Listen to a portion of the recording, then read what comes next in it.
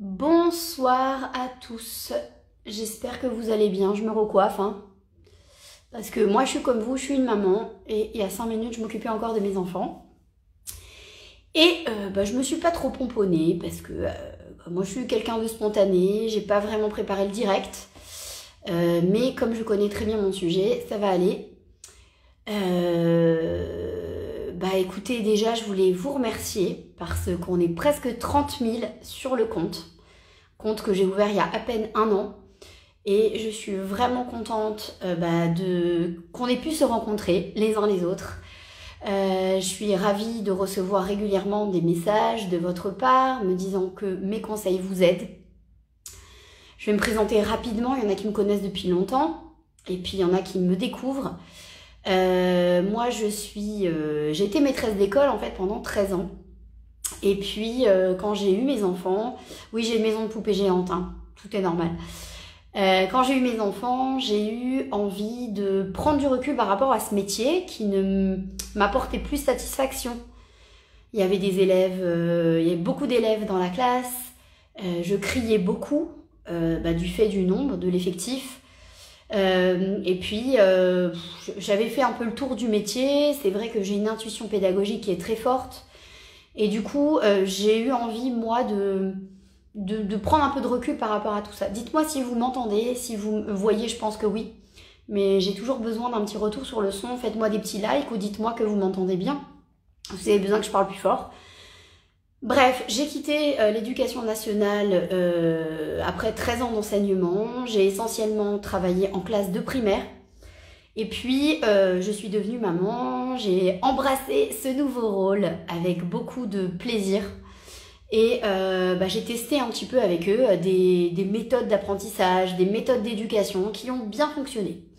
Ensuite, j'ai créé des ateliers parents-enfants autour de la pédagogie Montessori, des ateliers parents-bébés. Je me suis formée à cette pédagogie. Merci pour le retour. Et depuis, je me suis lancée dans le coaching parental. Enfin, ça fait 3-4 ans. J'ai aidé beaucoup de mamans au début. Maintenant, c'est aussi les parents. Et voilà, moi, je suis quelqu'un de multipotentiel. J'ai un cerveau en ébullition. J'ai beaucoup de mal à faire quelque chose de structuré parce que j'ai plein d'idées et du coup, je suis coach parental. Je vous aide aussi dans les apprentissages des enfants, mais je vais vous dire pourquoi. Je suis aussi coach en réseaux sociaux, coach en stratégie business. Donc, vous pouvez aussi m'écrire si vous avez des problématiques. Voilà, je fais plein de choses. J'aide beaucoup les parents à faire entrer les enfants dans les apprentissages, surtout avant 6 ans. J'ai créé récemment le club des parents auquel vous pouvez vous abonner pour 15 € par mois pendant 3 mois. En ce moment, je l'ai pas encore annoncé, mais il va y avoir un mois gratuit. Vous pouvez m'écrire en privé si vous voulez les infos. Dans le club des parents, je partage énormément de contenu sur l'éducation, sur le bien-être, sur l'apprentissage. C'est-à-dire que c'est quelque chose d'assez posé. C'est des podcasts, des vidéos, il y a aussi des conférences en direct. Les parents peuvent me poser des questions et je leur réponds. Voilà, c'est vraiment une formule que j'ai voulu très complète. Voilà, alors ce soir, on n'est pas là pour parler de ça, mais c'est important quand même que je me présente. Moi, je suis passionnée, j'ai toujours été passionnée d'apprentissage. Quand j'étais maîtresse d'école, j'inventais des supports pédagogiques. Je créais du matériel pédagogique, même pour les parents, j'en ai vendu. J'ai jamais rien breveté pour le moment, mais j'adore ça. Pourquoi? Parce que déjà, malheureusement, je sais pas si vous êtes au courant ou pas, mais l'école se casse la figure. L'école se casse la figure, alors il y a des profs qui n'aiment pas que je dise ça, mais c'est la vérité. L'école a des effectifs trop importants, se noie dans des protocoles qui font perdre énormément de temps aux enseignants. Certains enseignants ont encore des méthodes archaïques, frontale où l'enfant est une espèce de sujet qui doit absorber du savoir sans participer, sans manipuler, etc. Et moi, je suis convaincue, parce que aussi je connais très très bien les enfants, qu'on a besoin de manipuler, on a besoin de toucher, on a besoin de comprendre, de faire un lien entre notre vie quotidienne, nos situations quotidiennes et ce qu'on apprend à l'école. Donc, j'ai partagé hier ou aujourd'hui, je sais plus, en story le fait que ma fille qui est en CM2 avait du mal à faire une division posée, pas posée pardon, de tête. Et donc moi dès que mes enfants ont un petit peu de mal, je leur propose des supports ou je leur propose une autre façon, mais je veux absolument qu'ils puissent manipuler. Il y a rien de plus abstrait que des maths. Quand tu dis à quelqu'un, vas-y, divise-moi 38 par 2, ok, bon, j'essaye, mais il faut lui montrer comment on divise 38 par 2. Alors aujourd'hui, j'avais envie de vous montrer un support qui s'appelle les réglettes Cuisenaire. Cuisenaire, franchement, je pense que c'est celui qui l'a inventé, qui s'appelle Cuisenaire. Alors moi, je ne suis pas, puriste. Je ne suis puriste de rien. J'adore la pédagogie Montessori, j'en suis passionnée, mais je ne suis pas puriste. J'utilise les supports Montessori, j'en ai une tonne à la maison, mais comme je l'entends, bien sûr, il y a des bases. Mais pour moi, un support, on s'en sert comme on en a envie, en fonction de notre enfant, en fonction de nous aussi, parents, comment on ressent les choses. Alors, comme il y a pas mal de parents qui m'ont demandé de leur présenter le matériel. En fait, c'est quelque chose que j'ai envie de faire depuis pas mal de temps. J'ai envie de vous présenter du matériel pédagogique et j'ai envie de vous montrer comment les utiliser avec votre enfant. 2 raisons. Un, on l'a dit, l'école se casse la figure. Il faut absolument nourrir les enfants en dehors de l'école, c'est une urgence, il faut les nourrir de réflexion, il faut qu'ils sachent utiliser leur cerveau. Un cerveau, ce n'est pas uniquement fait pour apprendre par cœur des tables, des poésies, etc. Non, il faut que l'enfant sache se servir de son cerveau. Donc il faut activer ces mécanismes desquels il se sert au quotidien. Un enfant qui va diviser le paquet de bonbons pour son anniversaire, entre tous ses copains, il fait des divisions. Il faut lui dire, là tu es en train de faire une division. Ça fait combien? 38 divisé par 14 copains. Ben viens, on va compter, on va voir si ça tombe juste. Donc les mathématiques, la langue, tout ce qu'on fait à l'école, c'est pour mieux se connaître en tant qu'enfant, mieux connaître le monde qui nous entoure et avoir des connaissances. C'est pas juste apprendre bêtement comme un robot. Donc ça, malheureusement, à l'école, ils font ce qu'ils peuvent, mais moi je vous dis, en tant que parent, wake up, il faut se réveiller, il faut stimuler nos enfants en dehors de l'école. Il faut pas leur mettre de pression par rapport à l'école, parce que la réussite, ce n'est pas qu'à l'école. L'école, les études sont une possibilité de réussir dans la vie, mais il y en a d'autres. Et une des façons, c'est de faire en sorte que nos enfants développent des savoir-être, des savoir-faire qui ne sont pas que scolaires. Je pourrais en parler pendant des heures, donc je vais m'arrêter. Autre chose, les cours privés. Je sais que les cours privés, c'est très en vogue. Vous dépensez un fric fou dans les cours privés. Et c'est pas une critique, mais avant de faire ça, et surtout en primaire, c'est à vous de vous mobiliser pour votre enfant. Vous avez les compétences. En général, même si vous n'avez pas fait d'études, jusqu'à la 6e, vous êtes capable d'aider votre enfant. Maintenant, il y a plein de tutoriels sur YouTube. Vous vous renseignez sur la leçon en amont. Et c'est à vous de prendre le relais. On n'est pas obligé de passer par des cours de soutien, qu'ils soient en présentiel ou sur Zoom. On peut utiliser du matériel pédagogique ou même n'importe quoi à la maison. Je me rappelle, pendant le confinement, j'avais fait, il faudrait que je vous la publie à l'occasion, j'avais fait une vidéo j'avais fait une séance de division, multiplication, addition, soustraction avec un paquet de Lipton, de 100 sachets Lipton. Je les avais mis par 10, on avait fait les dizaines et tout, les parents avaient adoré. Mais en vrai, ça n'a rien de compliqué, les mathématiques. Ça n'a rien de compliqué de rentrer dans la langue. On nous a formaté, on nous a dit qu'il fallait utiliser plein de choses très compliquées. Mais à la base, on a ça en nous. Il faut juste se dire, rends les choses simples, aide ton enfant à manipuler, répète-lui, donne-lui du temps et tu vas voir que tu vas passer un super moment avec ton enfant. Hier, dans la situation qu'a vécue ma fille, elle devait diviser, je crois, 68 par 3 ou je sais plus trop. Elle savait plus comment poser. Donc, je lui ai présenté je lui ai proposé, parce qu'elle le connaît déjà, je lui ai proposé ce matériel, je vais vous montrer comment on s'en sert. Je lui ai montré comment représenter 68 avec les réglettes. Et ensuite, comme elle devait diviser par 3, vous savez quoi? J'ai pris mes copines, les petites princesses qui décorent. En réalité, tout ça, ce sont aussi des supports. Hein. C'est pas juste pour faire pour la nuit. Je joue avec ma maison de poupée, pas du tout. Mes enfants, parfois, font des jeux d'imagination. On invente des histoires et ça nous sert aussi de support. On fait plein de choses avec tout ça. Donc on a pris 3 poupées et leur a divisé les 68 en 3. Ça nous a permis de savoir si ça tombait juste ou pas. Dites-moi si ce type de contenu vous plaît, j'aimerais bien en faire plus. Donc dites-le moi, comme ça je continue à vous partager mes supports. Alors les réglettes, c'est très simple. Vous avez ici donc des bâtons, des bâtonnets qui représentent chacun une quantité. On a celui-là c'est un cube de 1 cm sur 1 cm. Alors c'est assez sympa parce que du coup 10 cm vaut 10 et 1 cm vaut 1. Voilà. On a le 2 qui vaut 2 fois le 1. C'est pas évident comme ça, mais bon. Voilà. Donc le 2, il vaut 2 fois le 1. Le 2, il vaut 2 fois le 1. Le 3, il vaut 3 fois le 1, etc. Donc, et puis ça va jusqu'à 10. Voilà. Ça permet donc de compter, de diviser, de faire plein de choses. Je vais vous montrer. Donc, si vous ne le savez plus et votre enfant ne saura plus, vous lui proposez sur le couvercle, vous avez donc à chaque fois la couleur. Par exemple, vous avez ça, vous dites tiens, je ne sais plus combien ça vaut. Vous mettez là et vous dites ah oui, tiens, ça vaut 5. Voilà. Ok? Donc pourquoi c'est intéressant? Parce que l'enfant va pouvoir manipuler. Alors, donc on va faire, par exemple, on a le 10. Et puis, on va prendre le 10, par exemple, je vous donne des exercices, on peut faire ça à partir de la grande section, de la petite section, de la moyenne section, jusqu'en CM2, 6e, on s'en fiche, les nombres, des nombres ce sont des nombres, ça n'a rien à voir avec vos enfants. Hein. Si votre enfant il sait compter jusqu'à 100 à 5 ans, vous l'aidez dans ce sens-là, hein, vous n'allez pas le faire se limiter et vice-versa. Votre enfant de 6e, il galère, et ben vous l'aidez à redescendre des niveaux.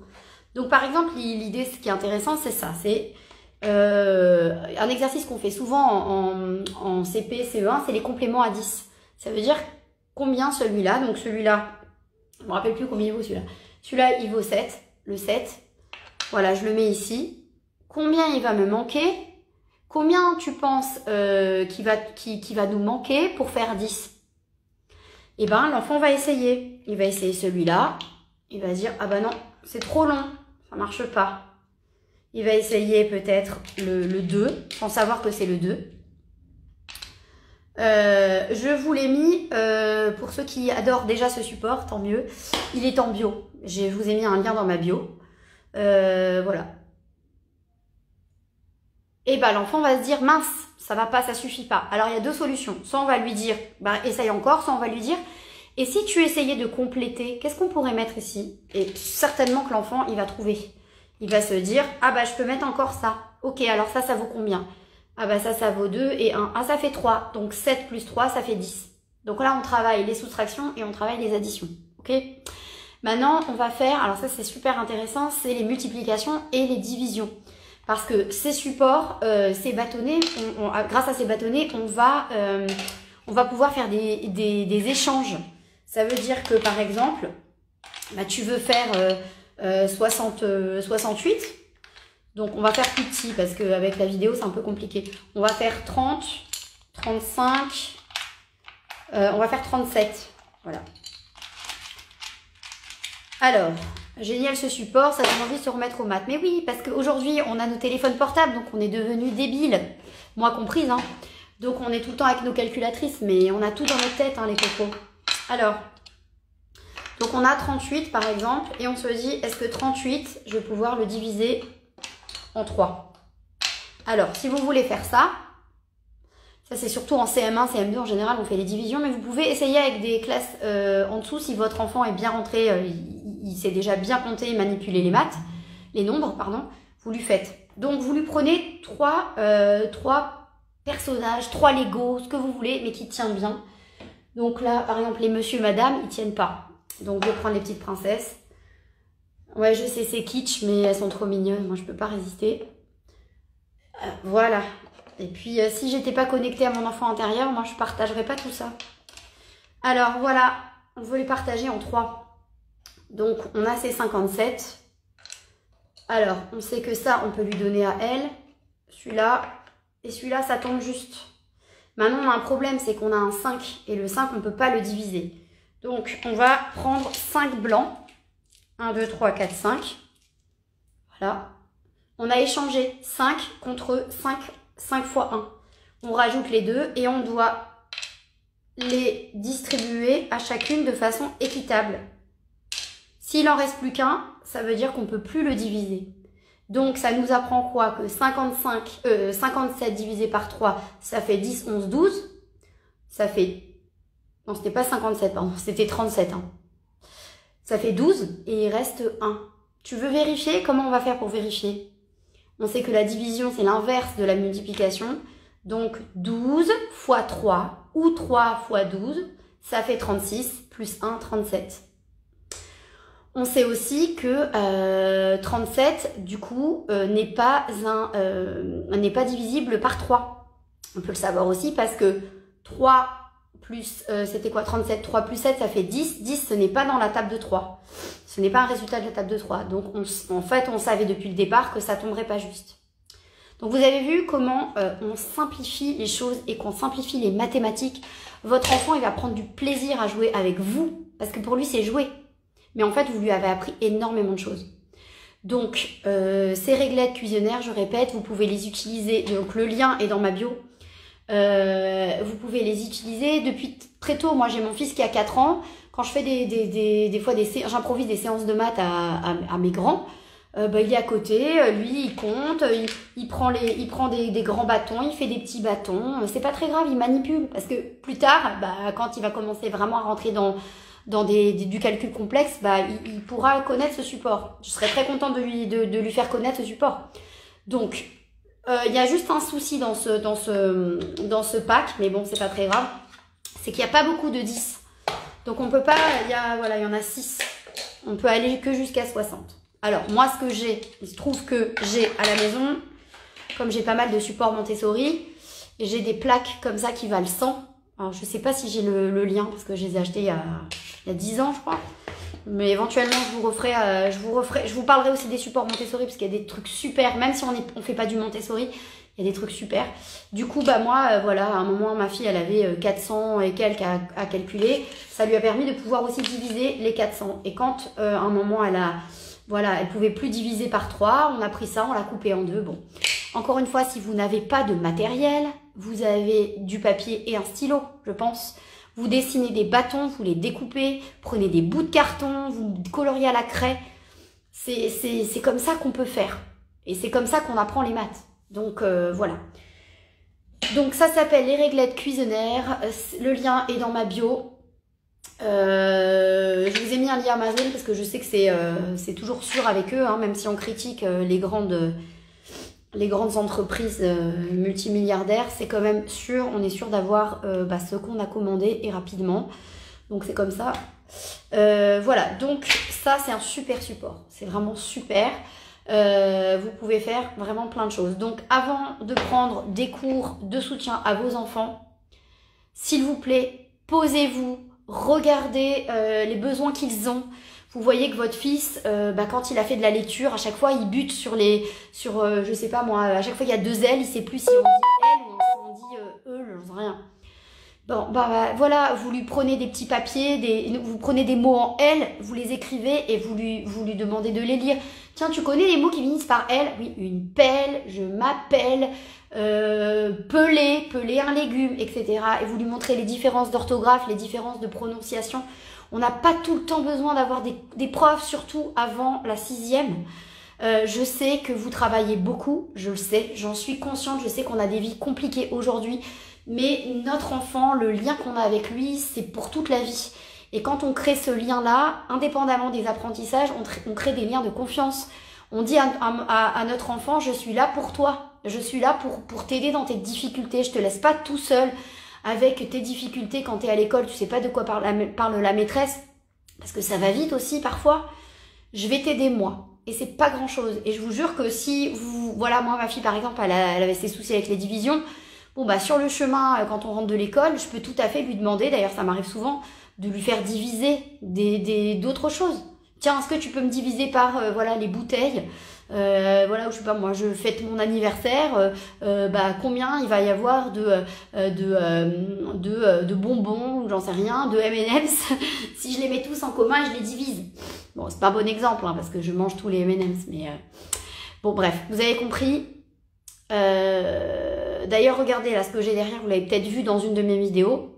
Alors on s'en sert plus depuis longtemps, hein, la soirée d'Eléa, mais c'était aussi une façon ludique d'aider ma fille à avoir une routine du soir. Donc d'ailleurs si ça vous intéresse, elle est en plus belle, je vous la propose à un tarif vraiment minus de 2 €, avec aussi un tableau des émotions.